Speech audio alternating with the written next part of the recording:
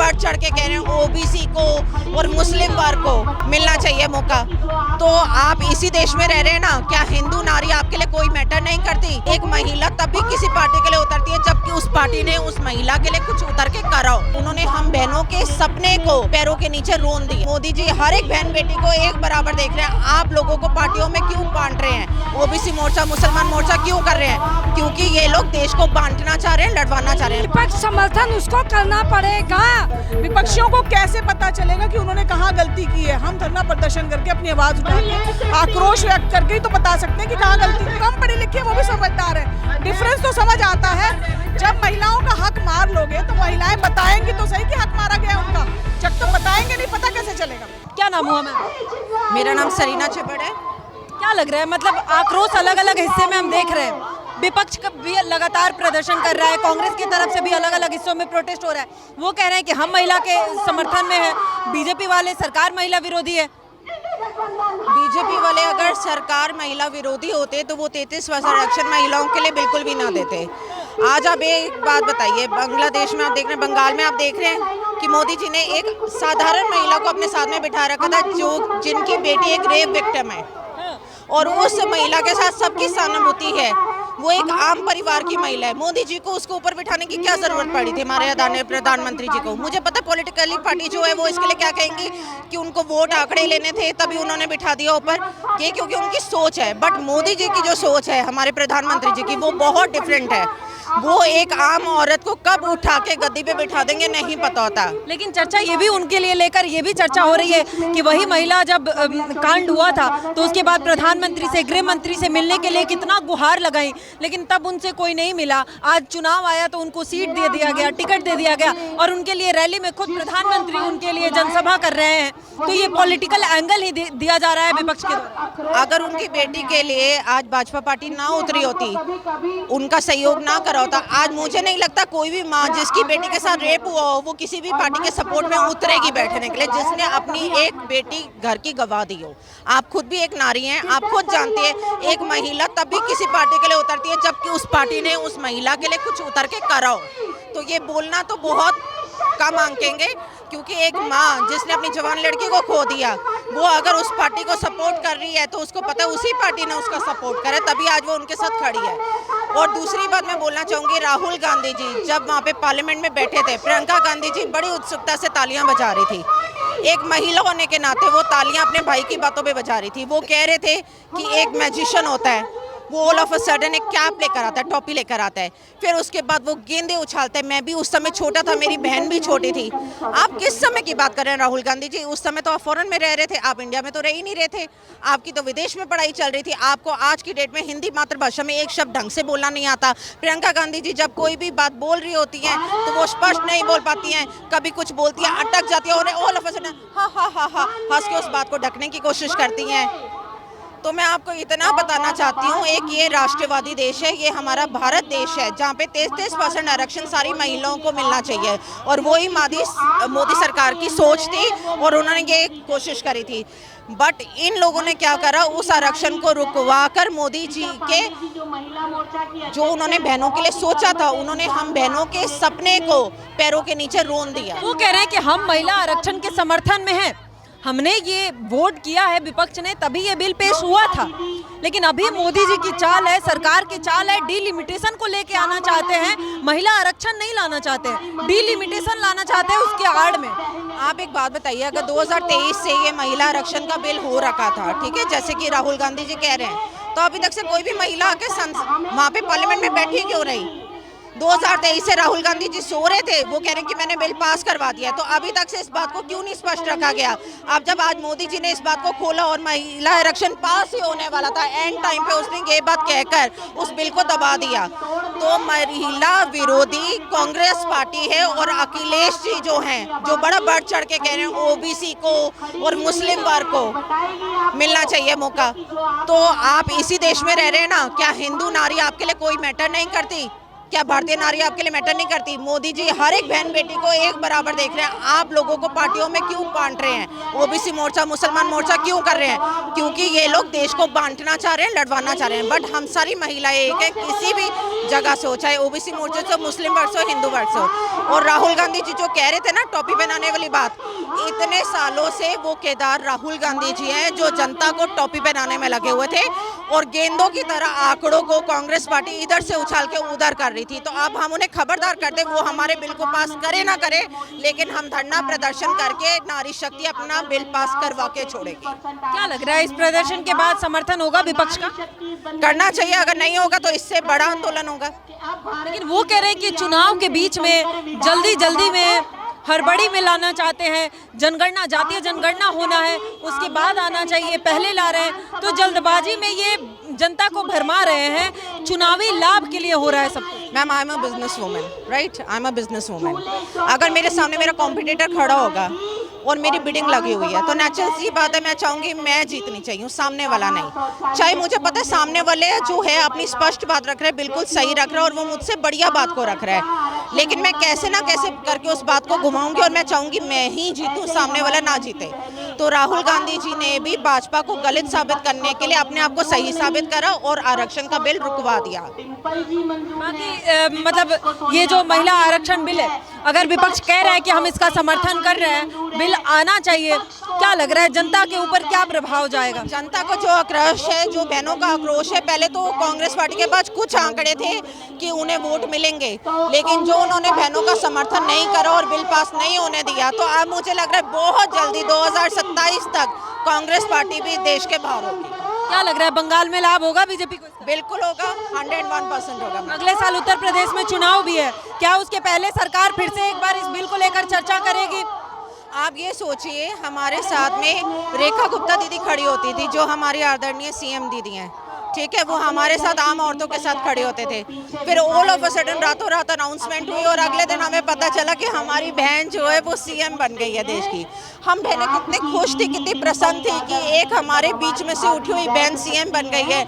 हमारा कहते ना दिल मतलब कितना खुश हो गया था, क्योंकि भाजपा एक ऐसी पार्टी है जो रातों रात किस कर्मचारी को, किस कार्यकर्ता को नीचे से उठा के ऊपर गद्दी पे बिठा देगी नहीं पता। तो मतलब लग रहा है कि इसका फायदा होगा 27 से पहले, मतलब मेरा सवाल था 27। मैं YSS में भी हूँ, यूथ स्टैंड फॉर सोसाइटी की स्पोक पर्सन हूँ। वहाँ पे हमारे 30 से 35 हज़ार की संख्या में छात्र छात्राएं हैं, लेकिन सबका जो है भाजपा पार्टी के लिए पूरा वो है समर्थन। Thank you. क्या नाम हुआ मैम? उमा अग्रवाल। कहाँ से आई हैं आप? मैं इंदिरापुरम गाजियाबाद। क्या लग रहा है, मतलब ये जन आक्रोश, महिलाओं में जो नारी शक्ति का जो ये प्रदर्शन दिख रहा है, इससे क्या बदलेगा, क्या होगा? नारी ये जो आक्रोश दिख रहा है ना, ये संगठन दिख रहा है महिलाओं का, एकजुटता दिख रही है। और जो विपक्ष ने नारियों का ये जो नारी वंदन बिल जो इन्होंने सपोर्ट नहीं किया, वो अगले 3 महीनों में 100% पास होगा। ये एकजुटता तब तक रहेगी जब तक नारी शक्ति बिल पास नहीं होगा। क्या लग रहा है कि मतलब बिल आ पाएगा फिर से? बिल्कुल आएगा, 100% समर्थन करेगा। विपक्ष समर्थन उसको करना पड़ेगा। और ये जो कह रहे हैं ना 543 वोटों में क्यों, सीटों में क्यों, आप ये बताइए 543 में क्यों लाएंगे? जब देश की जनता कांग्रेस के टाइम से, जब से देश आज़ाद हुआ है, थोड़ी कम, अब 543। आप ये बताओ उस टाइम जनता कितनी थी? आज 140 करोड़ जनता है। तो जब सब चीज़ में आगे बढ़ रहा है और नारी शक्ति इतनी जागरूक हो गई, और आज नारी शक्ति जो है हर ऊंचे स्तर पर पढ़ी लिखी बहुत ज़्यादा हो, तो उसको सम्मान क्यों ना मिले? तो 543 सीट में कितने लोगों को दे पाएंगे? तो मोदी जी का ये है, सीटें बढ़ा के संसद में नारी को सबसे ज़्यादा से ज़्यादा 33% आरक्षण दिया जाए। कह रहे हैं जल्दबाजी में चुनावी लाभ के लिए ये सब कर रहे हैं मोदी जी। नहीं, चुनावी नाम के लिए उनको जरूरत ही नहीं है करने की। ये जो आप देख लो ना, ये जो इन्होंने कोई भी बिल पास हो फेल हो कोई दिक्कत नहीं है। और मोदी जी ने पहले भी कोई भी बिल होता है ना, पहले विपक्ष को मोदी जी में ये है, विपक्ष को लेके कि ये होगा, आप लोग सब समर्थन करिए, उसको कितना साथ लेके समझा के चलते हैं।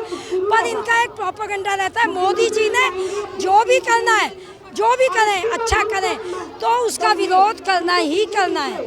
और वो अभी ये बिल आएगा, 100% आएगा, पास होएगा।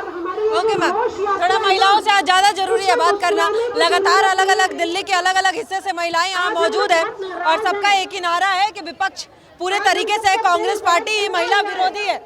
लेकिन आखिर इस प्रदर्शन से, जुलूस से, महिला शक्ति के आक्रोश से क्या बदलेगा, कितना बदलेगा? क्या सरकार फिर से एक बार इस बिल पे चर्चा करेगी और क्या विपक्ष का मूड बदलेगा, विपक्ष समर्थन करेगा और ये बिल क्या 2029 के चुनाव से पहले लागू हो पाएगा? ये अपने आप में एक बहुत बड़ा सवाल है, क्योंकि सरकार के पास समर्थन वोट नहीं है उतना और विपक्ष इसका समर्थन नहीं कर रहा है। तो आखिर इसका क्या उपाय है सरकार के पास? मैम क्या नाम है? रुचि अग्रवाल। कहाँ से आई हैं आप लोग? मैं यही दिल्ली में हूँ, लक्ष्मी नगर से। क्या लग रहा है, मतलब ये लगातार हम महिलाओं में आक्रोश तो देख रहे हैं अलग अलग हिस्सों में, लेकिन क्या बदलेगा, कैसे बदलेगा? नहीं, बदलाव तो देखिए, बदलाव तो कहीं भी हमेशा पॉसिबल है। आप इसी से समझिए कि 70 साल कांग्रेस ने राज किया, उसके बाद मोदी जी की सरकार हुई तो बदलाव तो हुआ। तो बदलाव करने के लिए आपको अपनी आवाज तो उठानी पड़ती है, तभी बदलाव होता है। जब तक महिलाएं आवाज नहीं उठाएंगी, बदलाव कैसे होगा?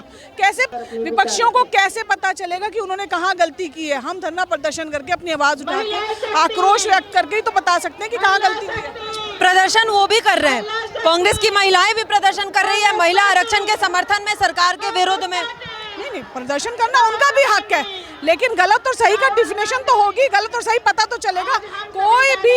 कोई भी महिला आज की डेट में बेवकूफ नहीं है। गांव की भी महिलाएं इतनी समझदार हैं, जो कम पढ़ी लिखी है वो भी समझदार है। डिफरेंस तो समझ आता है। जब महिलाओं का हक मार लोगे तो महिलाएं बताएंगी तो सही कि हक मारा गया उनका।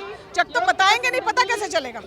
लेकिन वो कह रहे हैं कि ये जो सरकार की चाल थी महिला आरक्षण के आड़ में डिलिमिटेशन को लाना, हमारा विरोध उसको लेकर है, महिला के समर्थन में तो हम हैं ही। नहीं, डिलिमिटेशन कहाँ? ये तो महिलाओं को 33% का अधिकार मिल रहा है, लिमिटेशन कहाँ हुई? ये तो सिमन की जो बात थी ना, बिल में तो डिलिमिटेशन भी था मैम। नहीं, आप समझिए मेरी बात।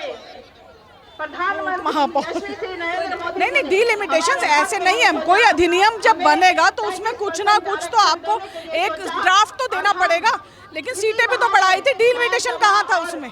डिलिमिटेशन ऐसे नहीं है। डिलिमिटेशन आपको एक चीज ड्राफ्ट तो करनी पड़ेगी, रेडी तो करना पड़ेगा किसी का ड्राफ्ट, वो लिमिटेशन है। ऐसे कोई लिमिटेशन थोड़ी है कि आप एक बात बताओ, उनके घर की महिलाएं नहीं आई हैं, उनको दूसरी महिलाओं के आने से क्या तकलीफ है? आप ये भी तो देखिए ना, उनकी तो बहन भी, माँ भी, दादी भी सब रही राजनीति में, तो दूसरी महिलाओं के आने से क्या तकलीफ है उनको?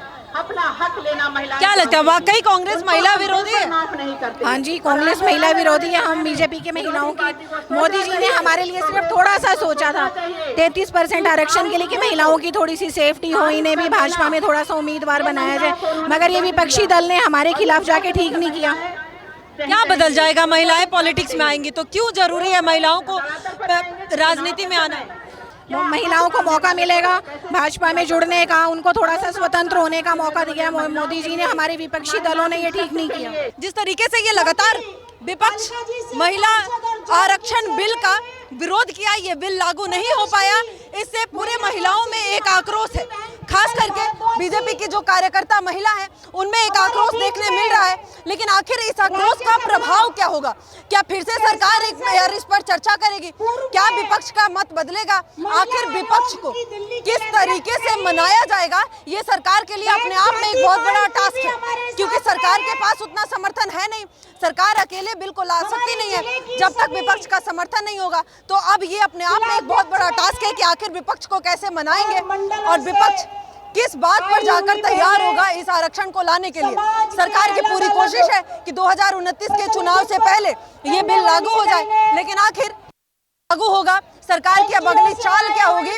क्योंकि क्या ये लगातार प्रदर्शन से ये विपक्ष का मत बदलेगा, कितना बदलेगा, या फिर सरकार को इस नियम में कुछ और बदलाव के साथ एक बार लेकर आना पड़ेगा, ये आने वाला वक्त तय करेगा। फिलहाल अलग अलग हिस्सों में हम लगातार महिलाओं का आक्रोश भी देख रहे हैं।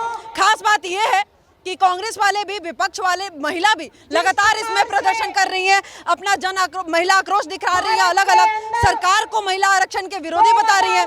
लेकिन वाकई महिला आरक्षण के समर्थन में है कौन और इसका लाभ किसको होगा, और वाकई ये महिला आरक्षण कब और कैसे आएगा, ये अपने आप में एक बहुत बड़ा सवाल है। क्योंकि आज़ादी के बाद पहली बार तो चर्चा हुई, चर्चा के बावजूद ये बिल लागू नहीं हो पाया, तो कहीं ना कहीं निराशा भी है। वो आम महिलाएं जो शायद एक सपना देख रही थी कि शायद आने वाले समय में हमें राजनीति में वो अपॉर्चुनिटी मिलेगा, वो महिलाएं आज निराश जरूर है। लेकिन ये वक्त तय करेगा, फिलहाल हमें इंतजार करना होगा। अभी के लिए धन्यवाद, देखते रहिए पॉलिटिकल अड्डा।